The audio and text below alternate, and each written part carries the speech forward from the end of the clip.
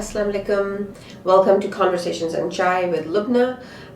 उम्मीद है कि आपको लास्ट वीक का प्रोग्राम पसंद आया होगा. हमारे गेस्ट थे रोलिंग लक्शरी हमीद खान, जिन्होंने हमें डिफरेंट आइडियाज़ दिए लिमोजीन्स और पार्टी बसेस और इवन डिफरेंट कार्स के बारे में कि जो है हम किस तरीके से यूज़ कर सकते हैं अपनी एवरीडे लाइफ में, खाली वेडिंग्स में नहीं. तो वो काफ़ी इंटरेस्टिंग रहा लास्ट वीक का शो. और अब आज जो हमारे गेस्ट हैं वो हैं professor from Carlton university. He teaches electrical engineering at Carleton University and he's a professor. So let's meet our guest for today. Assalamu alaikum. This is Professor Karamat. Why don't you introduce yourself? So today's guest is a professor from Carleton University. A lot of people were messaging me saying, you had the high school teacher on. Can you get a teacher from the university? So here he is. Why don't you do a quick introduction about yourself? Yeah. And welcome to our show. Thank you very much. My name is Karamat, and I did my master's from Queen's first in computer engineering. Then I did another master's from Royal Military College. Then I taught at Queen's and Military College. Right. And then last year I came here and I'm teaching in Carleton right now. Right. In electronics department. Oh, perfect. And my specialty is global positioning system. Right. Oh, okay. That's good to know. So thank you for being on our show, and we'll be right back.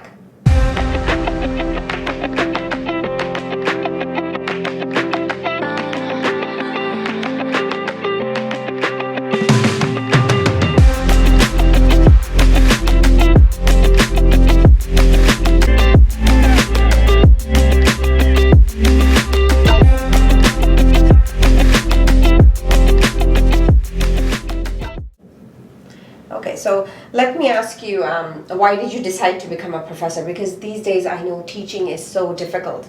Not a lot of kids especially, nobody wants to be a teacher or especially a professor. Okay. So why did you decide to choose that path, or is it something that you always knew that you wanted to do?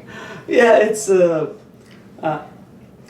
I always liked teaching. The reason I wanted to become a professor more so is that sometime I thought when I was a student I had difficulty in some of the things that the way they were explained to me, and then when I learned those things later on myself, then I thought, okay, maybe this should be taught a little bit differently. So I always had this idea in my mind that if I teach, I'll teach it like this. If I do it, I'll do it like this, because I think that is a better way. And then I in my one of the masters I wrote a book about GPS, and that was also the intent that common people should be able to understand this complicated subject. So from there on, I obviously started to take practical steps that I could become a teacher and professor.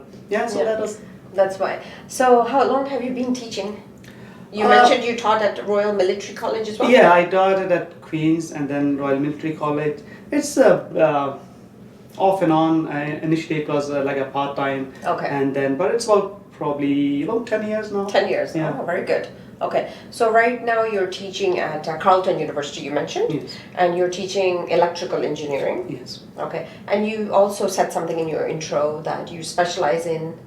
Yeah, actually my field of research is a global positioning system. Okay. It's generally navigation. Yes. But with specific interest to global positioning system, right. How with satellites we know where we are. So right. that was also interesting, because the satellites are like 20,000 kilometers away from us. Exactly. And they tell us where we are. So it was interesting, and that was my main subject in my PhD. Okay, so that's excellent. Sorry, where did you do your PhD from? I missed that part. Queen's. Queen's, okay. So I did masters from Queen's, right. Then another masters from RMC, then back to Queen's for PhD. Okay. So it was in Kingston, back and forth. Back and forth, okay. So how did you find your experience at Royal Military College compared to Carleton or Queen's even? Because that's a kind of a different setting, right? Yeah, that's a totally different experience. Exactly. In I think every sense. First of all, the class size is very small. Yeah. So, for example, typical class size in Queen's was around 150.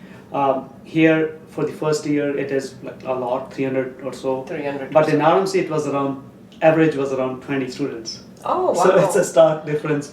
That's amazing. Yeah. I mean, those kids would probably learn a lot more, right? Or is it about the same, would you say? The quality of the education? Yeah, I think obviously teacher to student ratio was way more, or so it is. And then and other ways as well. Usually the students are from different backgrounds there. Right. You can feel the difference, and also the military. Routine. Training. Right, yeah, exactly. So that more sometimes interferes, right? and sometimes interferes with the exams and those things, and we have to take care of that also. Right. And they are more disciplined, I should say, and they have to be. Yeah. So that way it's a little bit different teaching experience there. It's very different. But I had an extensive background in military as well, so I could handle that. Yeah. Oh, that part we didn't even know. Yeah, you didn't know. Did you study in the military school as well? Yeah, back home I was. Okay. All right, that's good to know. So you mentioned that you're teaching electrical engineering at Carleton. So what years do you teach? First years or it's both. Right now I'm teaching first year. That was a new course they developed, and they wanted me and there's another person, my colleague. We developed this new course for the first year students, and then. But I'm teaching from winter. I'm teaching third year also. Okay. So right now it was the first year that we wanted to make it this course a steady state level so that we are comfortable. Now I think from winter onwards I'll be teaching. Start with one of the third year courses. Okay, so you're teaching first years and third years. Yes. Okay. Right now. And universities, I think, are opening, right? January the 11th. So how is that going to work? Are they physically coming in, or is it only for labs, or? I haven't heard. Or is it a mixed? Yeah, I haven't heard about it. Okay. As far as I am concerned, the winter will be online. Right. Yes. And after that, I really don't know where it goes because it depends what is the situation at that time. Yeah, I guess they'll have to reassess the situation accordingly. Every from time Health they are Canada. there. Yeah, exactly. Yes. Every time they are doing it, they are revising it, and they keep us informed. Right. They keep writing emails, but right now my concern is winter, and winter is online. Winter is online, same as the fall semester. Yes. Okay. Let's just touch a little bit about your GPS app that you've. Okay. We'll go into more detail, I think, on a separate show because I think it's probably very detailed. Yes. But why don't you just tell the viewers just briefly what it is? And how did you come about, and why did you decide that you should, come up with this app? It's an app, right? No, not the app. I said that's my my area of research expertise, and I have developed some of the presentations for every audience. For example, even for kids, I have a presentation. Then for undergrads, I have a separate presentation on the same subject. Then I have a presentation for the masters and PhD students. So I have different levels of presentation on global positioning system, because nowadays it's so common that I think at one time it's an integral part of our daily life. Yeah, it's an integral part. Everybody has a GPS with one or two sometimes. Yeah. Like I say sometimes a couple of them. Because you have a cell phone, definitely you have a GPS there. You have a laptop, you have a GPS there. In your car, you have a GPS there. Exactly. So it has become so common that it will be interesting for the people to know how it works, and it's not a very complicated idea. It starts from a basic concept and then goes on. But maybe in future whenever we we'd love to have you back on our show. I can talk more about it. Yeah. So what is it? It's basically just to explain to people how a GPS system works. Yeah, how it works. And how they should use it, perhaps, or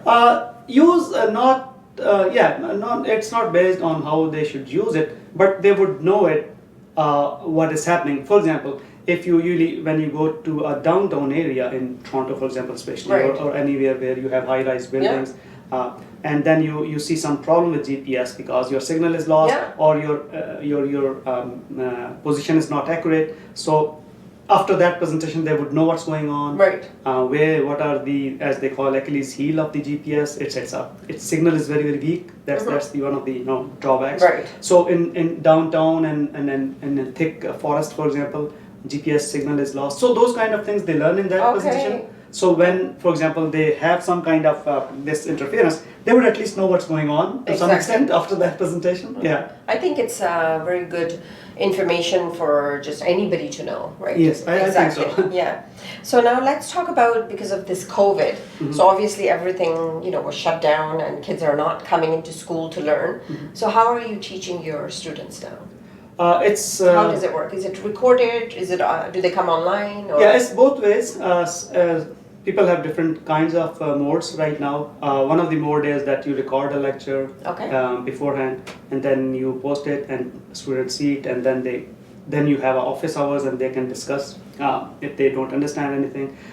The other mode is that you go like the way I do. Let's concentrate on that. Let's say how you do it. So I go. We call it synchronous and asynchronous. Okay. Asynchronous is that we record the lectures and then put it online. Yeah. But I do synchronous, which means I go online at the scheduled time. Okay. So students, just like class, students have to be there, should be there, and then I teach, and at the same time I record that as well. Okay. So for example, you were going to give a lecture at 9 a.m. Yeah. So you go online at 9 a.m. Yeah, 9 a.m. It has to be. Yeah. It has to start. Yeah. And most of the students are there, and then I record it at the same time. Yeah. And then and I later on I put it online as well. So recorded lecture. Anybody who could not attend, or anybody who is in some other part of the world where it is too early or too late, they can still watch it. Yeah. And then on top of that, I also have office hours, so that they can, if they have a question, and usually they have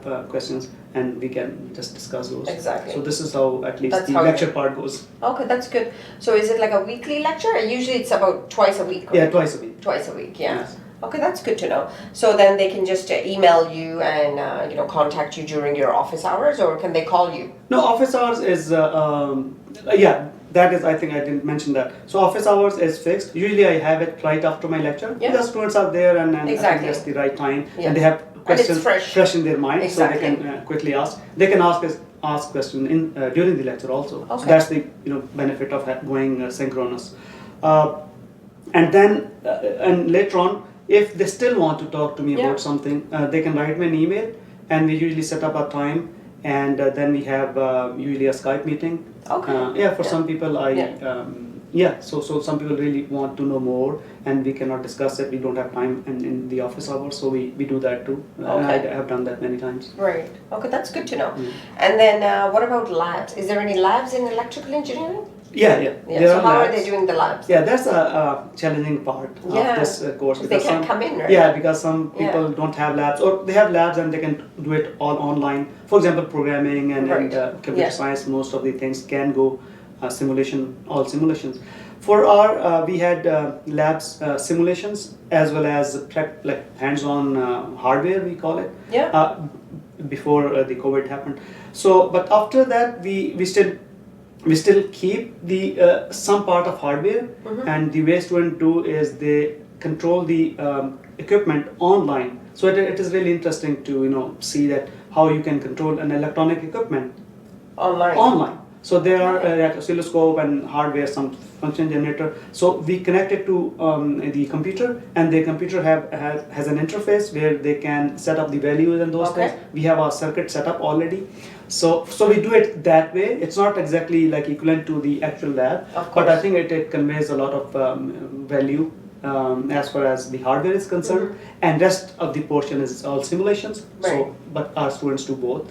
Yeah, exactly. So now, because of COVID and because of these new restrictions, is the evaluation done differently? Like, so perhaps maybe an exam was worth 30% before. So is it worth less now, more? Like, have you had to assess the evaluation part for markings for students? Again, it's up to the instructor how they do that. Yeah. But obviously, the instructions are that we should take care how if students are affected in one way. Then we should counterbalance that. Of course. For us, it's for us we change a little bit of the marking scheme. Like exams were a little bit worth more, and so the labs, and there are pre-labs as well. So we adjust some weighting. Right. But so we try to do as the instructions are that we should take care of the students in a way if they are affected due to COVID. If some part is affected, we should weight less. and the others more. So yeah, definitely that happens. Or maybe give them some marks on assignments or something, right? Yeah, yeah. Maybe. So because I know assignments before used to be worth a lot less, right? Like maybe 5 or 10% of their marks. Yeah, as I said, evaluations or different courses have different different ways. things, right? So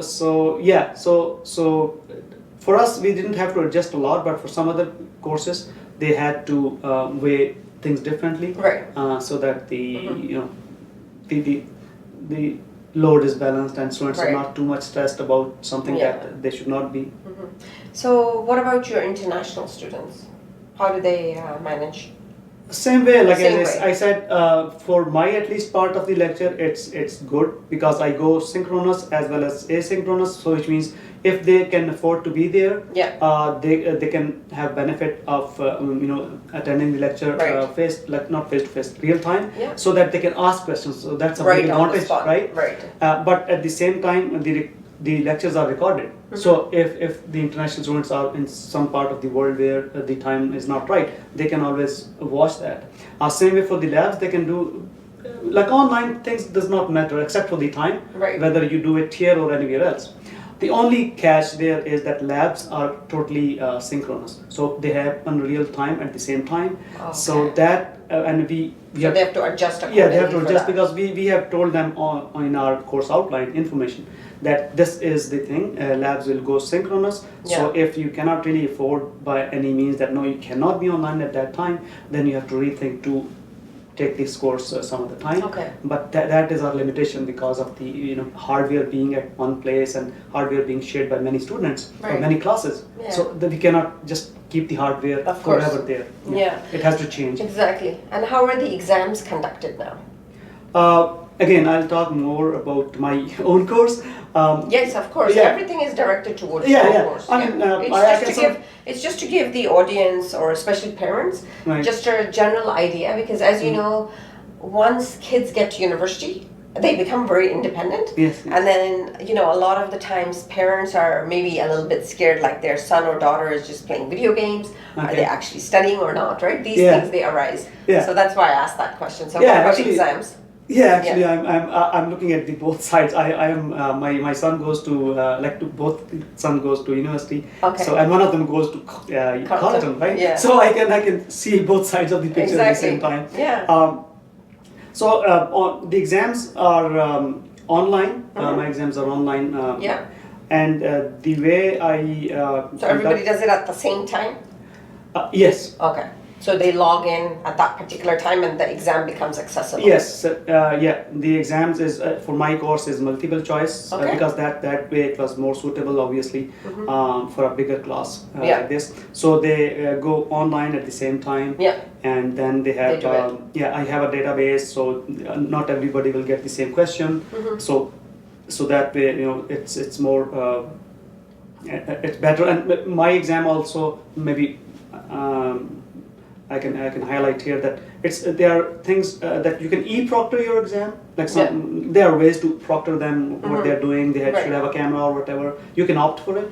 But my course I did not opt for any e-proctoring. But still, it's I'm confident that my exams is good. Like there's no problem. If there's some So it's online and it's multiple choice and it happens at the same time. And typically how long? It's usually 3-hour exams, right? For this course, the one I'm teaching right now, it's called half credit course. It used to be one course, then they divided it into two. So it's half credit course, which means then the exams are shorter. So for this one, exam is around 1 hour 30 minutes or so. Okay, so that's not bad. Now let me ask you a question. Say your students are logged in, they're doing the exam, and all of them are on their cell phones and cheating. How do you cope with something like that? Yeah, that's what I alluded to, and I didn't want to mention this word, but it's they're kind of cheating. Yeah, they're helping each other, right? Fact of life. So it's nothing. And that's why I said that I have not everybody gets the same question. First of all, and I have a huge database now, and that was my most of the time I spent on that. So there's very less likelihood that let's say 2 or 3 students are in one room at the same time attempting the let's say exam. No, I meant the ones, say all of the students, say maybe 4 of them are friends, the ones in lecture 1. So they're on their cell phones while they're logged in. Yeah, that's what I'm saying. And then If they are discussing sitting the exam. together or they are connected with cell phone, let's 4 of them, let's say. Exactly. The likelihood is very less that 4 of them will have the same question. Oh, really? Yeah, Oh, because I have multiple versions of the same question or different questions. So even. you're giving a different, oh wow, That's what I said. amazing. I have let's say I have 400 questions. Yes. And out of them they are getting, let's say 20. Yes. So the likelihood That's is very really little that they will get the same question. Right. And so that's and there's no e-proctoring for my exam. Right. Because sometimes we can arrange that they should have a camera on, or and there are other ways to do it, but I did not opt for that. I think that's an excellent idea. Yeah, and actually, great, if you see at the average, and like for the first time when we had this online exam, our average of average was almost same as it was face-to-face exam. Oh, that's excellent. So and then also in the next, because right now we had 2 to 3 online exams, and all of them have very similar average. Right. It's not that their average jumped to 80 or 90. All of them, no. Okay. So that possibility I think is, that's excellent though, what you've done. So I'm happy about that. I think so. Yeah. Because I think that was also a concern with some parents who contacted me. They were saying that, my daughter, she's on the phone, but they're actually discussing the exam, both of them, and they're writing it. No, the other thing. The way I'm sure other people would have done the same. But I'm talking about myself. That's why I'm saying I did. You did it like that. I think it's good. It's and the questions are such, and I tell them that the time is less. So even if they start to consult notes, right, I tell them you will get late. So they have relatively less time to answer the question. If they start to discuss on the phone, or even if they consult their notes, because exam is supposed to be closed books and closed notes. Yes, of course. If they start to consult the notes, it'll be too late for them to answer everything. So it's just the right amount of time. Yeah. Oh, okay, that's so interesting. Yes. That's good. So what advice can you give to parents out there who have university students? How can you mean what advice can I give to myself? Because my student is my maybe your kids are more disciplined, right, than others. Because I think a lot of parents, the problems they're having is their child is playing video games, and maybe they're not playing video games, but they think. But sometimes I think kids, like I know from my own son who's 18, he's in second year. He plays games, but then he's on the dean's list. So I'm not too concerned because I know he's studying as well. Yeah. And sometimes I think kids, they play the games because, that's their way of balancing mentally, and it is stressful time. It is a strange time that we're living in, right? Yes. So what advice would you like to give to parents who have university kids if they're concerned or they're worried about, their child spending too much time on games or something? How do you feel about video games? Just out of curiosity. I have mixed feelings. Okay.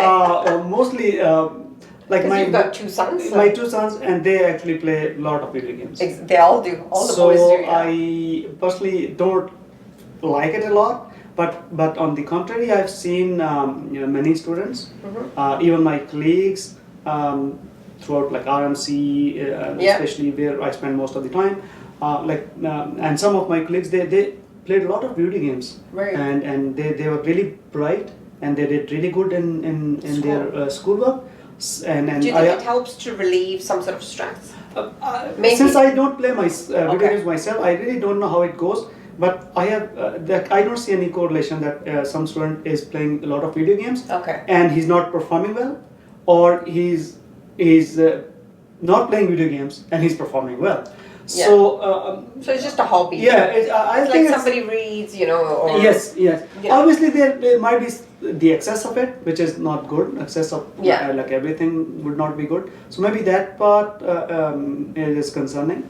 But I think you should look at the numbers. If your child is performing good in his studies, his or her studies, then I think it shouldn't matter. It shouldn't be concerned. That means they're able to balance it. They are able exactly. to balance. So if somebody is concerned about their child, are they allowed to get in touch with professors or not? Oh, because I know As far university as I, students are yeah, as concerned, far as or I'm concerned, adults, right? they're independent, right? Yeah. So they Because have to like in talk. high school, you can Yes. email the teacher and say, hey, Yeah. what's No, going it's on? not like that. Yeah, exactly. Maybe if there is some bigger issues, maybe parents need to know. But in normal circumstances, the students child, and all, yeah, the and then you have student to has talk to the student has to talk to you. Exactly. And you have to talk to like head of the department. So Right. things remain within the university. But in exceptional circumstances, obviously, if Obviously, there's yes, some problem exactly. and student is not Yeah. feeling well, there's some Right. yeah. So obviously, the university gets in. Right. Even for the professors also, like even if they're not feeling well or some problem, domestic problem, so that there are services that can help. So that way it is possible, but not like if somebody is not doing well, you will tell your No, their parents. exactly. Yeah, it's not like different. that. Yeah. So as a parent, what advice would you give parents? Because you're a parent yourself and Yeah, a professor. From that perspective, like yeah. what have you done in your home? Have you created like an environment? So you're, because everybody's kids are at home, right? Most of the universities are closed. Actually, so what do you do? Like, do you have a routine in your home? From a parent's point of view. Yeah, actually, it's like I think everywhere very similar. Like me and my wife, we also work. So and we work in all our spaces. Yeah. So children are working in their own rooms. So and as far as advice is concerned, like. Like what can parents do to facilitate? Oh, yeah, absolutely. That's what I was coming to. Yeah. Like let's say, and first of all, everybody should add a space so that they can work alone. So that's I think understood. The other thing is that when there are special circumstances, for example, exam, right? So the parents should be taking care of the kids in the sense that let's say on an exam they require higher bandwidth or higher speeds. So if more people are logged in on the internet at the home, then the exam can be interrupted or delayed, or response can be the internet response can be problematic. So especially if there's exam going on or the lab going on, so parents should know that at this time the preference goes to the student. So don't go on the computer. Or for anything like if somebody is playing video game or highly graphic intensive game which requires a lot of bandwidth. So those kind of activities should not be there. If the internet is going okay, but some places I know that the internet is not that overburdened. Good. Yeah. So basically, you're saying parents should actually create like an environment for their child. Most kids, I think, are working from their rooms, but parents should not overburden perhaps the internet system. Yeah, especially when they exam. know There's an exam or a lab. Yeah. So the child should inform their parents, right? Yes. Look, I have a lab or I have an exam coming up. Yes. Exactly. Yeah, definitely. So don't overburden the internet. Yeah. Most That's of the good to time, know. nowadays internet is good, but there are many places where internet is not as strong. It's true. Yeah, everybody will start to play, video games at the same time. Exactly. Online video games, so that could be a or problem. streaming. Download, yeah. Down streaming these movies as well. Some people are doing exactly. Yes. So those kind of things, everybody should know who is doing what. Right. And then you can inform your parents in advance, and they should take care of you. I think most of people will do that. It's not a problem, but I think that's good to know. So what we'll do is I think we'll have you back for our GPS. Because I think that's probably a lengthy discussion. Yeah. Sure. Now let's talk about your hobby. You mentioned that you like to do photography. Oh yeah. So how did you start doing that, and what type of photography do you do? I know you do gorgeous pictures of your wife. I see them all the time. Yeah. This hobby is like, as people say, when I was very like I was a kid, I was probably around 10 years old or so. Right. But now then there were gaps, but nowadays I do photography a little bit more. I should not say seriously, but as a hobby I do it, and that's a good point. At the start of my lecture, I always show one of my pictures that I take. Really? Oh, that's interesting. And then you tell them about it? I have a quiz actually, the first quiz, and I joke with them that this is a quiz and you will get bonus marks, and some get serious even. So what they do, there's an app like I show them the picture, and they can, from the cell phone, they have to guess where it was taken. Okay, so that's the question you asked. Yeah. That's so interesting. Where it was taken, or sometimes there's for example, aerobatic team, let's say aircraft aerobatic, and then I ask which team is it, or something like that. Something related to the picture. So then they poll, they through their cell phone, they tell me where it is, and what they think it is. Yeah. And then at the end, I within 2-3 minutes, it's before the lecture, So then I tell them where it was taken, and I think it's a good activity. They like it. So and it's like an icebreaker, right? Yeah, like exactly. in some of my classes, I know that like when I was, let's say, I couldn't upload a picture, or there was some problem, I was in a hurry, and then just they asked me where is the quiz? Where's the quiz? Yeah. So that's really interesting. They were okay. looking forward to it. So I'll probably show you some of the maybe you can put it in your sure, of course, yes, video. we can add them so people can see some of your photography. So it's just a passion that you've had for it's photography. my hobby. Yeah, it's your hobby. Mostly it's landscape, as you said. You saw a picture of my yeah, wife there. Beautiful places. I do a little bit of portraits, but mostly it's landscape photography. I think it helps me. Is there a certain type of landscape that you're looking for? Because I notice you do a lot where it's bridges and things like that. I think most of the ones I've seen. Maybe you are on my Instagram or no? I don't know. No. I think you see my wife's picture. Yeah. So my wife pictures are mostly on the bridge or something. Yeah. But if you are following me in my Instagram, it would be mostly like waterfalls. I love waterfalls. Okay. Lighthouses. Yes. I love lighthouses too. Lakes, mountains. Mm-hmm. I visited like Rocky Mountains many a times. Yes. And I visited like some other parts of the world. Especially I like students always ask me which part you like, and I visited, for example, Iceland, and Faroe Island is my favorite. So it's mostly waterfalls, gorgeous waterfalls. That's good to know. Mountains. Yeah. Okay. So it's a good hobby to have. I mean, it's relaxing and it gives you a different perspective, and it kind of ties in with what you're teaching as well.